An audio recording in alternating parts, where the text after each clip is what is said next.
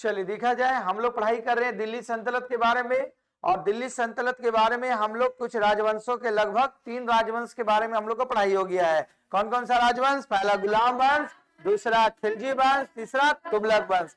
आज हम लोग जिस राजवंश के बारे में पढ़ेंगे उस राजवंश का नाम होगा सैयद वंश। तो जैसा कि जानते हैं कि गुलाम वंश में टोटल कितना शासक बने थे? बोलो। 11 बने थे। फिर उसके बाद बने थे खिलजी वंश में कितना शासक बने थे? 5। फिर उसके बाद आएगा तुगलक वंश में कितना बने थे?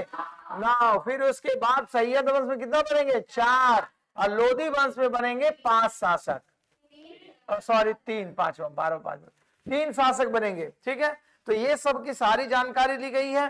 तो अंतिम जो दिल्ली सल्तनत पर शासन करेगा लोधी वंश, लेकिन लोधी वंश से पहले एक राजवंश आएगा जो बनेगा क्या? सैयद वंश। जो आपको पिछली क्लास में भी बताए कि सैयद वंश का जो संस्थापक बनेगा वो खिज्र खां बनेगा। और खिज्र खां किसके सूबेदार के रूप में काम करते थे? तुगलक वंश में नसरुद्दीन महमूद तुगलक के काम करते थे।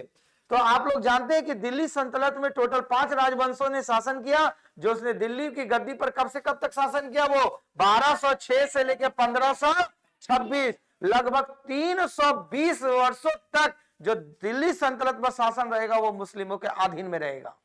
ठीक है, तो इसमें हम लोगों ने तुगलक वंश तक पढ़ाई कर चुके हैं। आज अंतिम अगला भी टॉपिक चलेगा जिस वंश का नाम रहेगा क्या? सैयद वंश, जिसका शासन काल चलेगा 1414 ईस्वी से 1451 ईस्वी तक। और इसमें टोटल राजवंश बनेंगे कितना? 4 राजवंश बनेंगे। याद रखने का ट्रिक्स, मोबाइल नंबर 115943, 115943। ठीक, सबला गुलाम वंश, खिलजी वंश, तुगलक वंश, सैयद वंश, लोधी वंश, क्रम नहीं भूलिएगा। आइए आज हम लोग चल रहे हैं सैयद वंश के बारे में, ध्यान से समझिएगा। जैसा कि सैयद वंश के अंतर्गत में जितने भी शासक हुए इनका शासन काल चलेगा 1414 ईस्वी से लेकर 1451 तक। ठीक है, और 1414 ईस्वी में इसलिए माना जाता है कि इस वंश की जो नींव पड़ी वो 1414 ईस्वी में पड़ी। और इसको नींव देने वाले शासक का नाम क्या था? खिज्र खां। तो देखिए वही लिखा गया है कि सैयद वंश का जो संस्थापक बनेगा ये कौन बनेगा? खिज्र खां बनेगा। और सल्तनत काल में शासन करने वाला यह एकमात्र शिया वंश था, शिया वंश। ठीक है, मुस्लिम समुदाय में 2 तरह की कम्युनिटी होती है, शिया और एक सुन्नी कम्युनिटी होते हैं। ठीक है, तो उसी में ये शिया समुदाय से बिलोंग करते थे। और इसका नाम क्या था? खिज्र खां। इसीलिए बोला गया है सल्तनत काल में शासन करने वाला एकमात्र शिया वंश था ये। ठीक, खिज्र खां ने सुल्तान की उपाधि धारण नहीं की थी। इसने किस चीज की उपाधि धारण की थी? रैयत आला। किसकी उपाधि धारण की थी? किसकी उपाधि धारण की थी? आला। ठीक है, और आपको पता होना चाहिए, हाँ, क्योंकि आप लोग जानते हैं कि दिल्ली की गद्दी पर जितने भी शासक बैठेंगे वो सुल्तान की उपाधि धारण करेंगे। लेकिन इसने सुल्तान की उपाधि ना धारण करके रैयत आला की उपाधि धारण की थी। ठीक है, और इसके पीछे क्लास में बता चुके हैं, याद जरूर रखिएगा क्योंकि क्वेश्चंस कभी कभी घुमा सकता है कि दिल्ली सल्तनत पर या सैयद वंश की स्थापना करने से पहले खिज्र खां कहां का शासक था? वो पंजाब का था और एक सूबेदार के रूप में काम करता था। ठीक है, उसके बाद देखो इसने कहा वह अपने शासन में तैमूर के पुत्र और उत्तराधिकारी जिसका नाम था शाहरुख के प्रतिनिधि के रूप में शासन करता था। शाहरुख नाम जानते हैं ना? हाँ, शाहरुख। ठीक है ना? हाँ, तो अभी वाला नहीं, बॉलीवुड वाला शाहरुख है, नाम याद रखिएगा। ठीक है, शाहरुख के प्रतिनिधि के रूप में कार्य करने का दिखावा करता था। क्यों? क्योंकि ये जो आक्रमण जो दिया था गद्दी कौन दिया था? तैमूर लंग दिया था। तो तैमूर लंग दिया था, तो तैमूर लंग तो गया लेकिन प्रतिनिधि तो वो खुद तो नहीं जीत पाया था क्योंकि वो खुदे तो सूबेदार था नसरुद्दीन महमूद शाह तुगलक का। तो इसीलिए क्या हुआ? तो तैमूर जब गया तो बोला गया तैमूर के पुत्र और उत्तराधिकारी जो थे कौन थे? शाहरुख के प्रतिनिधि। लेकिन वो भी इसमें टैलेंट नहीं था, तो इसीलिए शाहरुख के प्रतिनिधि के रूप में शासन करने का दिखावा करता था। लेकिन 14 से 21 ईस्वी में खिज्र खां की क्या हो गई? मृत्यु हो गई। तो प्रतिनिधि के रूप में कार्य करते करते करते इंतकाल हो गया। किसका हो गया? खिज्र खां का। तो इसीलिए इसका ज्यादा योगदान नहीं था, बस ये वंश के रूप में जाना जाता है। ये ज्यादा बड़ा वंश नहीं है सैयद वंश, लेकिन इसमें जो शासक बने ये 4 उसके बारे में जानना जरूरी है। ठीक है, तो खिज्र खां की मृत्यु कब हो जाती है? 1400। गद्दी पर देखो कब बैठता है ये? 1400। तो 1414 से पहले भी वो शासन कर रहा था। तो मात्र वो दिल्ली का कार्यभार जो संभाला, लगभग कितने साल तक संभाला? 7 साल तक संभाला। और 7 साल तक वो एक प्रतिनिधि के रूप में काम कर रहा था। किसके प्रतिनिधि के रूप में? तैमूर लंग के जो पुत्र था शाहरुख के प्रतिनिधि के रूप में काम कर रहा था। ठीक है, तो इसीलिए वो क्या हुआ? सुल्तान का उपाधि ना धारण करके कौन सी उपाधि धारण किया था? रैयत आला। तो क्वेश्चन आपका बनेगा, सैयद वंश का संस्थापक खिज्र खां। फिर उसके बाद ये शिया वंश का एकमात्र शासक का नाम खिज्र खां। किस शासक ने दिल्ली सल्तनत पर बैठने के बाद भी क्या सुल्तान की उपाधि धारण नहीं की थी? खिज्र खां। अगर कहीं खिज्र खां भी दे दिया जाए और कुतुबुद्दीन ऐबक भी दिया जाए तब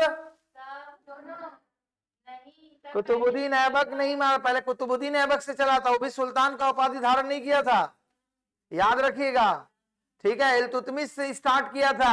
और अगर पहले ऑप्शन में दोनों दिया रहे, खिज्र खां और इल्तुतमिश, कुतुबुद्दीन ऐबक, तो दोनों सही होगा, क्योंकि कुतुबुद्दीन ऐबक भी सुल्तान का उपाधि धारण नहीं किया और खिज्र खां भी नहीं किया।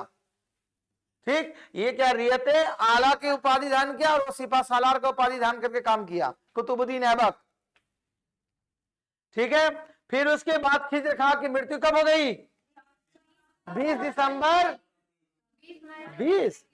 20 दिखता है 20 मई 1421 ईस्वी में। मतलब ये सूबेदार के रूप में पहले से काम कर रहे थे। कहां पर? पंजाब में। लेकिन ये गद्दी पर जब बैठा तो गद्दी पर बैठने के बाद मात्र 7 साल किया और वो प्रतिनिधि के रूप में काम कर रहा था। ठीक, तो इसके बाद आपका खिज्र खां के बाद दिल्ली की गद्दी पर जो अगला शासक बैठेगा उसका नाम रहेगा मुबारक शाह। तो मुबारक शाह का जो शासन काल चलेगा 1421 ईस्वी से लेकर के 1434 ईस्वी तक। तो 34 में 21 घटा लीजिए, कितना साल तक शासन करेगा ये? 13 साल तक ये गद्दी पर शासन करेगा। ठीक है, तो वही बोला गया खिज्र खां के पश्चात उसका पुत्र जिसका नाम क्या था? मुबारक खां। इसको उपाधि मिलेगा शाह का, तब लिखेगा मुबारक शाह ही कहलाएगा। ठीक है, तो जैसा कि खिज्र खां का जो पुत्र होता है उसका पुत्र का नाम रहता है मुबारक खां रहेगा, तो बाद में इसे मुबारक शाह के नाम से जाना जाता था, क्योंकि इसे शाह के उपाधि मिलता है। तो इसीलिए मुबारक खां से कब लेगा? मुबारक शाह बन जाएगा। ने अपनी कब लगे नाम में मई जो होता है 1421 ईस्वी में कहां बना? किसका सुल्तान बना? दिल्ली का सुल्तान। क्योंकि पिता के मृत्यु के बाद जो करेगा उसका पुत्र भी गद्दी पर बैठेगा। तो खिज्र खां के पुत्र का नाम मुबारक खां। मुबारक खां। अब मुबारक खां नहीं रहेगा तो मुबारक शाह भी बोल सकते हैं, क्योंकि शाह वो उपाधि लिया था। ठीक, देखो खिज्र खां ने रैयते आला की उपाधि धारण नहीं किया था, जबकि इसके पिता ने रैयते आला। रैयते आला मतलब किसी का नेतृत्व में वो काम कर रहा। तो बोला आप है नहीं तो हम शासन करेंगे। तो रैयते आला से वो संतुष्ट ना होकर के उसने कौन सा उपाधि धारण किया? सुल्तान का। कौन सा उपाधि? बोला साहब, वो अपने सेनापति अधिकारी को आदेश दिया, अब आप हमें सुल्तान पुकारेंगे, रैयते आला नहीं पुकार सकते। कौन बोला? खिज्र खां। मुबारक शाह। खिज्र खां तो बोल रहा था हमको सुल्तान नहीं बोलना है, क्या बोलना है? रैयते आला। तो रैयते आला से संतुष्ट नहीं हुआ, बोला इतना फेमस नाम सुनकर हम इसको लेंगे। तो इसीलिए बोला हम सुल्तान का नाम से पुकारा जाना चाहिए। किसको? मुबारक शाह को। ठीक है, तो खिज्र खां के पुत्र का नाम? ठीक है, देखो मुबारक शाह जो होता है सैयद वंश का शासकों में सबसे महान शासक गिना जाता है, क्योंकि लगभग 13 साल तक भी शासन किए थे। और उसने 1433 ईस्वी में यमुना तट के निकट एक जगह बसाया था जिसका नाम था क्या? मुबारकाबाद। अपने नाम पर नामकरण किया, मुबारक शाह से बना, बाद मतलब शहर, तो मुबारकाबाद नामक एक नया शहर बसाया। आप लोग भी फेमस हो जाएंगे तो आपके नाम पर एक मोहल्ला का नाम बस जाएगा। एक्स वाई बाद लिख दीजिएगा, जिसका जो नाम रहेगा। और नहीं दीजिएगा तब अनजाने में ये पूरा कितना 124 करोड़ की आबादी में आप भी गायब हो जाइएगा। ये भारत की आबादी पता है ना 124 करोड़ है। 44 हो गया, इतना रफ्तार से बढ़ रहा है। देखो इतनी आबादी बढ़ रही है तब पर भी हम लोग ज्यों का त्यों है, वहीं पर है। ठीक है, तो इसने जो था मुबारक शाह ने यमुना नदी के तट पर कौन सा नगर बसाया था? मुबारक का, मुबारक नहीं मुबारकाबाद बोला जाता है ना, मुबारक बोला जाता है कोई भी विश करने के लिए मुबारक हो बोला जाता है। मुबारक हो का मतलब क्या होता है? मुबारक का मतलब बताइए क्या होता है? बधाई। हाँ तो वही तो बोलते मुबारक हो, तो वही बधाई दिया, तो बोला बधाई के नाम पर बना देंगे। ठीक है, तो ये जो होता है सब फारसी वर्ड है, अरबियन वर्ड है, उर्दू में नहीं पढ़ा इस बद गया। तो नदी किस नदी के किनारे बसाया गया है? मुबारकाबाद, यमुना नदी। इस शहर को किसने बसाया था? मुबारक शाह ने बताया था। तो एक नया शहर बसाया और विख्यात इतिहासकार कहना है, देखो उस इतिहासकार का नाम है याहिया बिन अहमद सरहिंदी। क्या नाम है? जो थे उनके समकालीन और आश्रित विद्वान थे। आश्रित मतलब समझते हैं ना, आश्रय माने उसके दरबार में रहते थे। किसके दरबार में? मुबारक शाह के। तो जब उसके दरबार में रहेंगे, विद्वान रहेंगे, तो किताब उताब तो लिख भी करेंगे, कुछ तभी ना आदमी जानेगा। तो देखो उनकी पुस्तक जो था, जिस पुस्तक का नाम था तारीखे मुबारक शाही, में मुबारक शाह के कार्यों का वर्णन मिलता है। तो तारीखे मुबारक शाही पुस्तक से पता चलता है कि मुबारक शाह यमुना नदी के किनारे एक शहर को बसाया था और उस शहर का नाम था मुबारकाबाद। ठीक है, तो बहुत सारे बाद मिलेंगे, अभी आगे चल के और भी शहर बसेगा मुगल सल्तनत में। तो स्टार्ट हो गया। उसके बाद देखो मुबारक शाह ने देखो शाह की उपाधि धारण की थी, इसलिए वो धारण कर और अपने नाम का जो हुआ था क्या पढ़वाया था? खतबा पढ़वाया था। खतबा, हाँ मुस्लिम खुतबा ही बोला जाता है, मुस्लिम संप्रदाय में होता है वर्ग। तो ये खुतबा पढ़ाया था और अपने नाम का सिक्के भी जारी करवाया था। ठीक है, तो सिक्का तो हर राजा जारी कराएगा, ऐड नहीं ना होगा। अब बताए अभी भी वही ऐड होता है। कोई भी देखो गोल्डन अपॉर्चुनिटी मनाया जाता है, silver jubilee, golden jubilee, diamond, platinum, हर जगह जुबली होता है। आप लोग कौन जुबली मनाते हैं? बर्थडे का गोल्डन जुबली। गोल्डन जुबली तक जीवित रहेंगे, सिल्वर तक जिएंगे। जय हिंद जय भारत। सिल्वर मतलब 50 साल में, गोल्डन मतलब 100 साल में, डायमंड मतलब 150 में, अब दो अब प्लेटिनम मतलब 300 साल में। देख लीजिएगा क्या होता है। ठीक है, ये सब जुबली है। हाँ, इंसान के लिए नहीं होता है, किसके लिए होता है? अच्छा स्कूल हो गया ना, और इंसान के लिए अच्छा बर्थडे होता है ना, जुबली नहीं मनाया जाता है। चलो ठीक है, तो इसीलिए इन्होंने कौन सा उपाधि धारण की? मुबारक शाह ने। मुबारक जो होता है शाह, मुबारक खां जो होता है वही ना शाह का उपाधि धारण किया था। सुल्तान का भी उपाधि धारण किया और शाह का भी इसको उपाधि मिला। ठीक है, और उसके बाद यमुना नदी के किनारे किसने शहर बसाया? कौन सा शहर?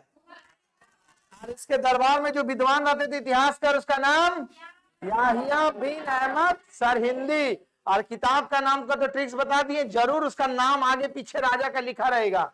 ये लिख रहा था मुबारक शाह, देखो तारीखे मुबारक शाही पुस्तक पता चल जाएगा, जहां किताब का नाम आएगा पता चल जाएगा मुबारक शाही मतलब मुबारक शाह के बारे में लिखा है। ठीक है, आइए इसके बाद जो अब आगे है लिखा गया है, देखो मुबारक शाह के बाद उसका जो पुत्र दत्तक पुत्र रहेगा, जिसका नाम रहेगा क्या? महमूद शाह गद्दी पर बैठेगा। तो उसके सबसे पहले बैठ गया आपका खिज्र खां, मुबारक शाह। मुबारक शाह के बाद क्या आएगा? महमूद। अब जिसका टाइटल रहेगा सब शाह, खां बोलेगा सूट नहीं कर रहा। ठीक है, दत्तक पुत्र गोद लिया गया होगा, बोला गया दत्तक पुत्र जो होता है मुबारक शाह गद्दी पर बैठा। और मुबारक शाह जो था देखिए क्या था, जब अयोग आएगा तो गद्दी संभाल पाएगा? तो समझ लीजिए कि तलवार लटक रहा है उसका ऊपर भी, कभी भी खैरियत उसको नहीं है। तो बोला अपनी योग्यता के कारण सैयद वंश का पतन का मार्ग प्रशस्त किया। क्योंकि देखो जब अयोग होगा तो अगर वो अपने सुधार नहीं कीजिएगा तो उस पूरा वंश का नाश होगा। और अभी भी वही परंपरा चल रही है। सपोज कीजिए कि आपका पिताजी दादाजी ने करोड़ों का प्रॉपर्टी बना के रखा, आपके पापा अगर काम नहीं कर रहे तो वो खत्म हुआ आधा, फिर आप भी निकम्मा साबित हुए तो और खत्म। और जब आगे देखिएगा तो अरे यहाँ पर करोड़ों का मेरा जमीन था, यहाँ देख रहे हैं कि नील बट्टा सन्नाटा। देखते हैं ना, देखिएगा अपना पूर्वज राजवंशों का जमीन, अपना दादा परदादा को बोलेगा एकड़ का एकड़ जमीन है, फिर दादा के बाद आया पिता, पिता के दादा का उसका दादा, फिर पिता, पिता के बाद बेटा, सब बेटा बेटा में बढ़ते चला गया, और लास्ट में देखें कितना 2-3 कट्ठा जमीन बचा हुआ है। लेकिन अपना वंशज को देखोगे तो जमीन उलट के देखेगा कितना इतना जमीन, बोलते अभी तो हम राजा रहते हैं कि नहीं। तो वो जनरली क्या होता है, वो प्रॉपर्टी बढ़ते थे उसको सही ना। तो आप लोग भी अगर जॉब उब नहीं लीजिएगा तो करिए क्या, सोच लीजिएगा। देखिए यही होगा, आपका भी टैग लगेगा अयोग्य, नाकाम, नालायक पुत्र पुत्रियों का जन्म हुआ है पृथ्वी। पुत्र के साथ जाएगा पुत्री भी आएगी ना। देखो ये लोग कुछ काम नहीं किया, ये लोग इतना बोलते थे पढ़ो पढ़ो जल्दी नौकरी लो, ये लोग नौकरी नहीं लेता था। काम मालूम क्या करता था, लो जब तक था तो किया, आप भागो, डायरेक्ट सुनने को मिलेगा मिलेगा। अभी से किसी किसी को मिलता होगा डोज, कि कौन पढ़ाई कर रहा जो नौकरी अभी तक नहीं हो रहा, तुम लोग को डोज मिलेगा। तो आइए, तो सैयद वंश का मार्ग जो चालू हुआ विनाश का, वो किसके समय हुआ? महमूद शाह से हुआ। लेकिन बोला गया इसका वजीर, वजीर मतलब होता है जानते हैं ना, प्रधानमंत्री का लगभग पोस्ट के बराबर होता है। वजीर था जिसका नाम था सखरुल मुल्क। क्या नाम था? मुल्क ने राज्य को लंबे समय तक संभाले रखा कि ठीक है आप राजा बना रहिए, यहाँ का कार्यभार जो रहेगा चलाएंगे हम। कौन चलाएगा? सखरुल मुल्क चलाएगा। और मोहम्मद शाह ने उसे कौन सा उपाधि दे दिया था? खाने जहां। देखो तो खाने जहां रहो तुम, उपाधि ये भी पूरा खुश। और 1443 में मोहम्मद शाह का क्या हो गया? महमूद शाह का मृत्यु। ये बेचारा कब तक झेलता था? मर गया।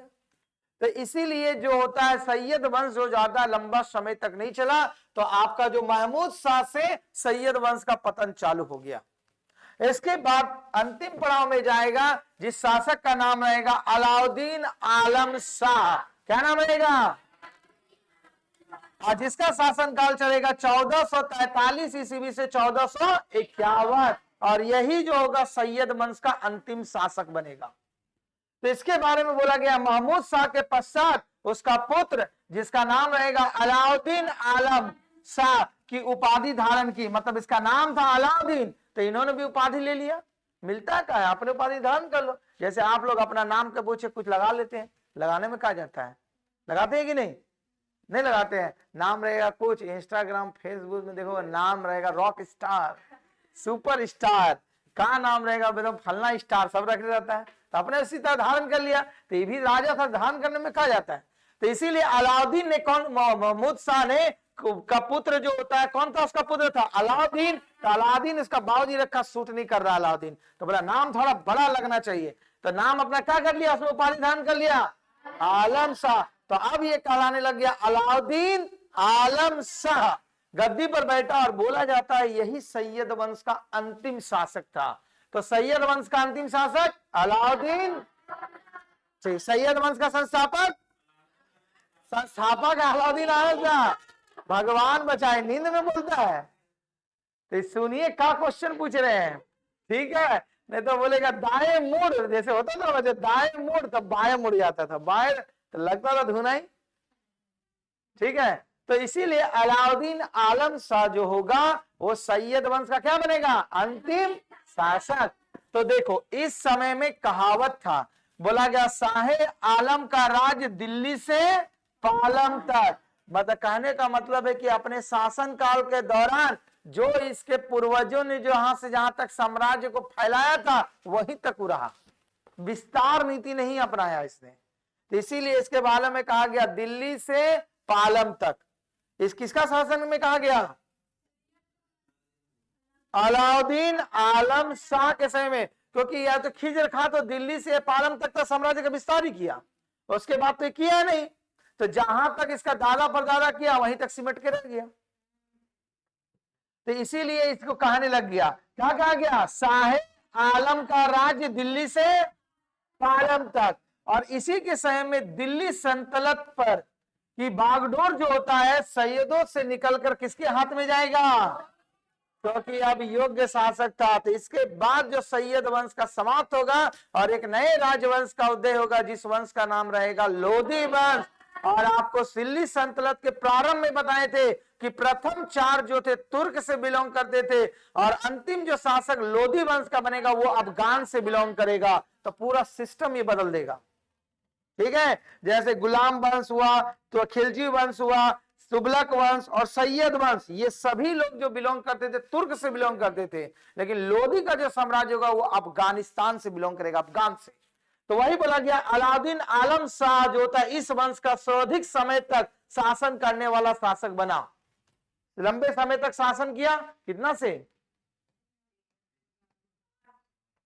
कितना हो गया, ये 8 साल से तो वही तक शासन किया।